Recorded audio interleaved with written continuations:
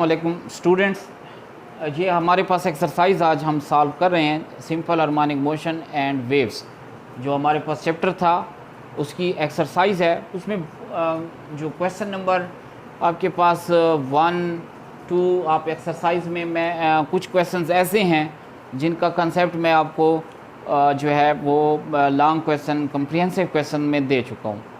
तो मैं वो क्वेश्चन सॉल्व कर रहा हूँ, एक्सरसाइज में आपको दे रहा हूँ जो जिनका कंसेप्ट आपके पास थोड़ा कम होगा, तो मैं इसलिए ये इनको सॉल्व करके आपको बता देता हूँ तो इनको कैसे करना है।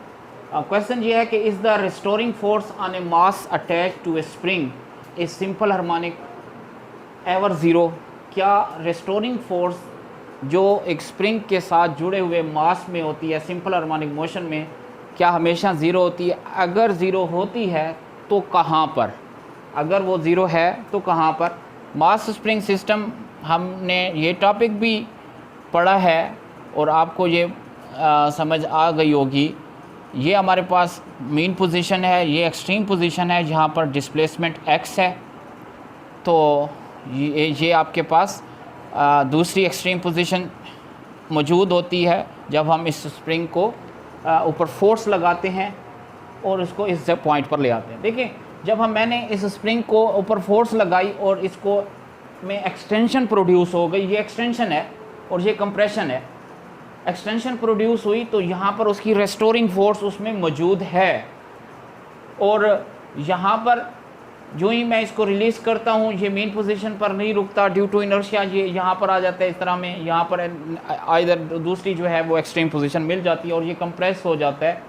तो यहाँ पर भी हमारे पास रीस्टोरिंग फोर्स है कि ये वापस अपनी ओरिजिनल पोजीशन में आ सके, जो उसको वापस ले आता है। तो एक्सट्रीम पोजीशन तो नहीं है जहाँ पर क्या होगी, रेस्टोरिंग फोर्स ज़ीरो होगी। हमें ये बताना है कि रेस्टोरिंग फोर्स कहाँ पर ज़ीरो है। तो एक्सट्रीम पोजीशन पर तो ज़ीरो नहीं है, तो हमारे पास एक कौन सी पोजीशन बच गई? Main position. तो इस तरह हम ये कहेंगे कि रेस्टोरिंग फोर्स कहाँ पर ज़ीरो होती है? मेन पोजीशन पर। पहले तो आप इसका आंसर में यही लिखेंगे कि यस, ये ऐसा मुमकिन है कि रेस्टोरिंग फोर्स जो है मास स्प्रिंग सिस्टम की सिंपल हार्मोनिक मोशन में ज़ीरो होगी। उसके बाद हम इसको मैंने आपको बात बता दी कि मेन पोजीशन पर इसकी ज़ीरो होगी। कैसे? देखें, आपके पास रेस्टोरिंग फोर्स का फार्मूला है F is proportional to minus X, Hooke's law. F is equal to minus K X, F is equal to minus K X. ये हुक्स लॉ की एक्सप्रेशन रीस्टोरिंग फोर्स की। रीस्टोरिंग फोर्स K जो है वो spring constant है और X जो है वो डिस्प्लेसमेंट है। X जो है वो डिस्प्लेसमेंट है। मेन पोजीशन पर X की वैल्यू क्या होती है? ज़ीरो होती है। मेन पोजीशन पर एक्सटेंशन नहीं है, ना एक्सटेंशन है ना कंप्रेशन है, equal to zero. X is equal to zero. अगर आप इस वैल्यू इस इक्वेशन में पुट करें F is equal to minus K multiplied X की जगह पर ज़ीरो, तो F is equal to zero आ जाएगा। तो इस तरह हमारे पास रीस्टोरिंग फोर्स क्या आ जाएगी? ज़ीरो आ जाएगी। कहाँ पर? एट मेन पोजीशन पर। तो रीस्टोरिंग फोर्स कौन सी पोजीशन पर ज़ीरो है? At mean position.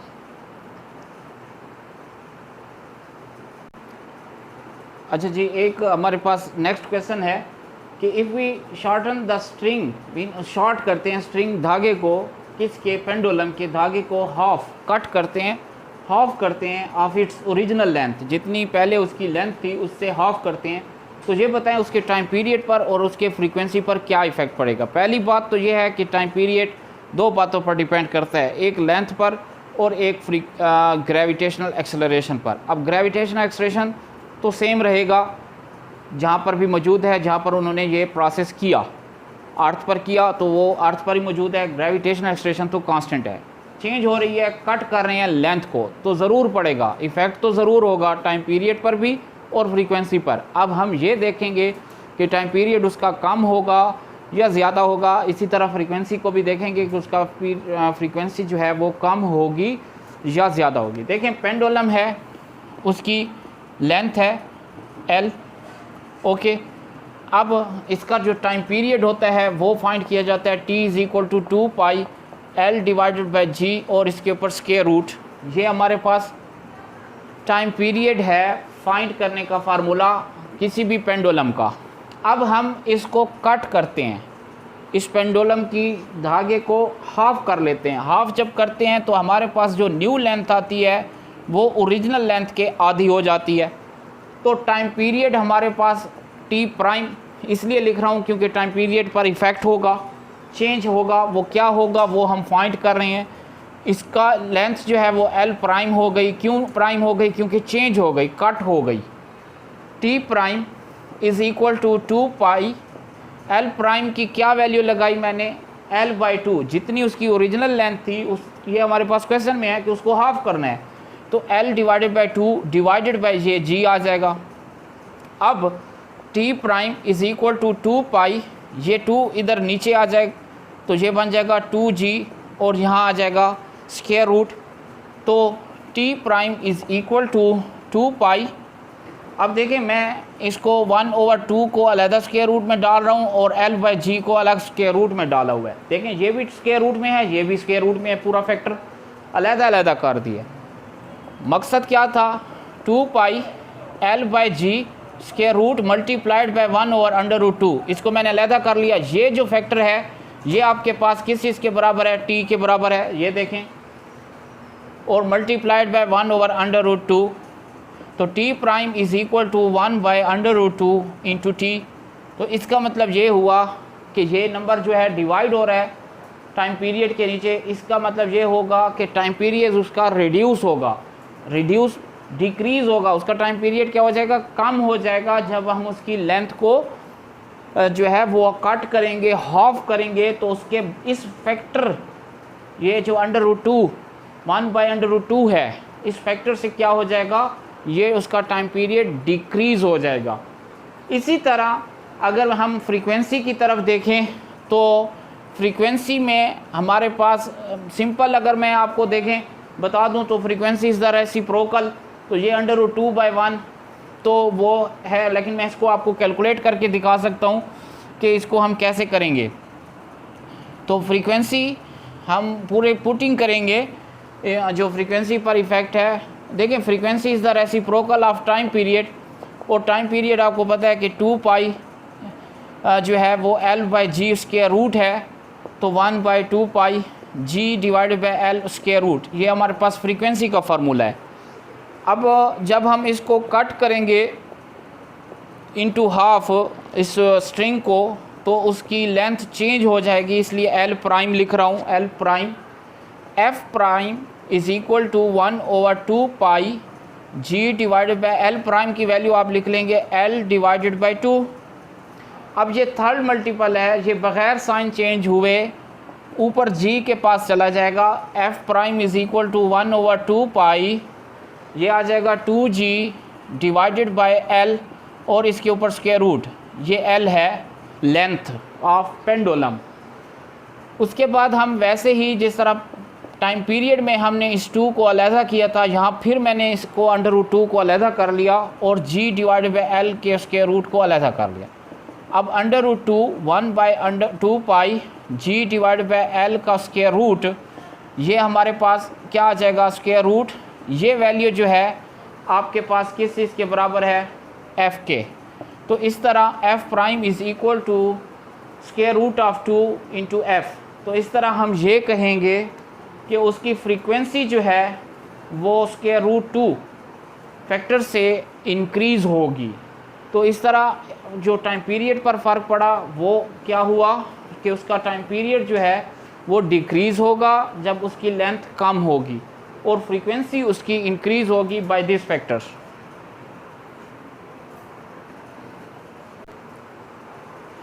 Next question है हमारे पास, ए थिन रोप, एक बारीक rope hang from a dark high tower. एक हाई टावर है जिससे एक रस्सी जो है वो लटकी हुई है, so that it's upper and is not visible, जिसका ऊपर वाला हिस्सा तो हमें नज़र नहीं आ रहा। How can the length of the rope be determined? तो हम उस रस्सी की, उस रोप की लेंथ कैसे फाइंड करेंगे?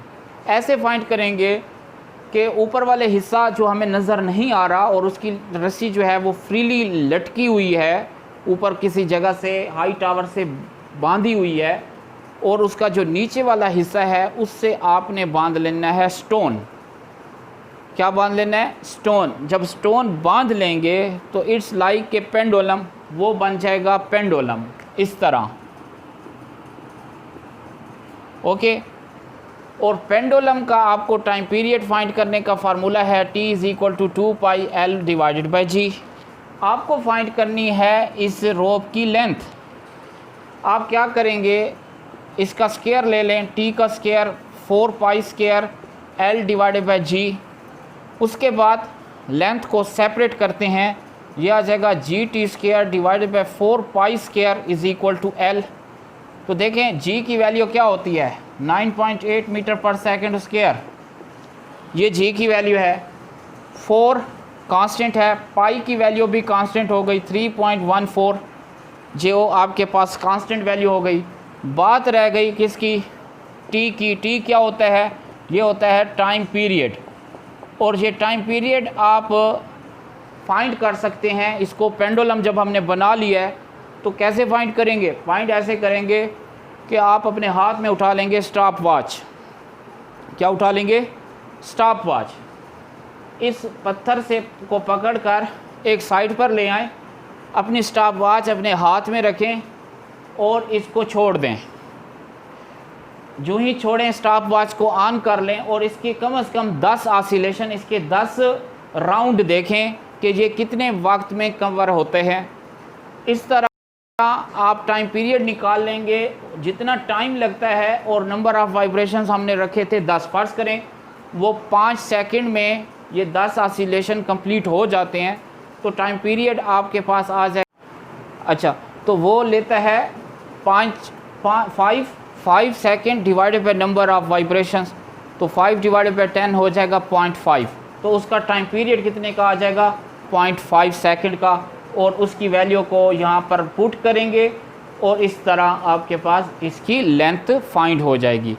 तो समझ आइए बात की। तो हम इसकी लेंथ को इस पेंडुलम बनाकर फाइंड कर सकते हैं। पेंडुलम बनाने का जो मकसद था, एक तो ये हमें फार्मूला मिल गया जिसकी में हमारे पास लेंथ हम निकाल सकते हैं, और time period number of oscillation से आपको पता है कि एक वाइब्रेशन को कंप्लीट होने में जितना वक्त लगता है वो उसका टाइम पीरियड होता है।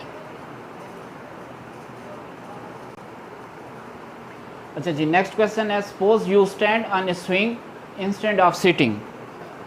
आप एक झूले के ऊपर ठहरे हुए हैं, ऊपर बैठने की बजाय। Will your frequency of oscillation increases और डिक्रीजेज। तो आप बताना ये है कि आपकी फ्रीक्वेंसी ऑफ ऑसिलेशन, आपकी जो मूव करने की फ्रीक्वेंसी है वो बढ़ेगी या कम होगी। देखिए, पेंडुलम की फॉर्म होती है, अगर आप स्विंग को देखें इट्स लाइक ए पेंडुलम। तो ये एक पेंडुलम बना हुआ है।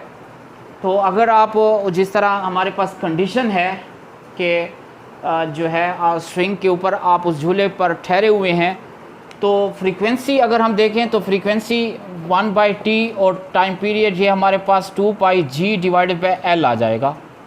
Frequency is equal to 1/2πg by L। ये पेंडुलम की मैं बात कर रहा हूँ और हम स्विंग को कंसीडर कर रहे हैं as a pendulum, right.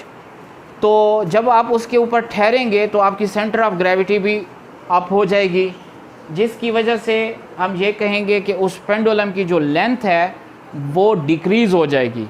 Pendulum की लेंथ क्या हो जाएगी? कम हो जाएगी। जब पेंडुलम की लेंथ कम होगी तो हम ये कहेंगे कि उसकी फ्रीक्वेंसी इंक्रीज़ होगी। क्यों? वो इसलिए क्योंकि यहाँ अगर आप देखें तो फ्रीक्वेंसी इज़ जो है inversely proportional to the length, क्योंकि लेंथ उसकी क्या हो रही है? डिक्रीज़ हो रही है। लेंथ कम होगी तो फ्रीक्वेंसी बढ़ेगी, अगर लेंथ ज़्यादा होगी तो फ्रीक्वेंसी कम होगी। तो इस तरह हम ये इसका आंसर यही लिख सकते हैं कि जब आप एक स्विंग के ऊपर ठहरेंगे तो आपका जो लेंथ होगी वो डिक्रीज़ होगी, जिसकी वजह से जो है आपकी फ्रीक्वेंसी जो है वो इंक्रीज़ हो जाएगी।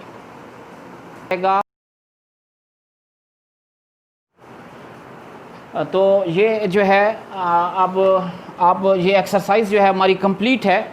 इसमें जो क्वेश्चन एक्सरसाइज के थे 1 2 7 8 9, ये 5 क्वेश्चंस जो थे ये जो है आपको कंसेप्ट इसका मिल जाएगा। आपने जब लॉन्ग क्वेश्चंस आप पढ़ते हैं तो आपको इसमें कंसेप्ट मिल जाएगा।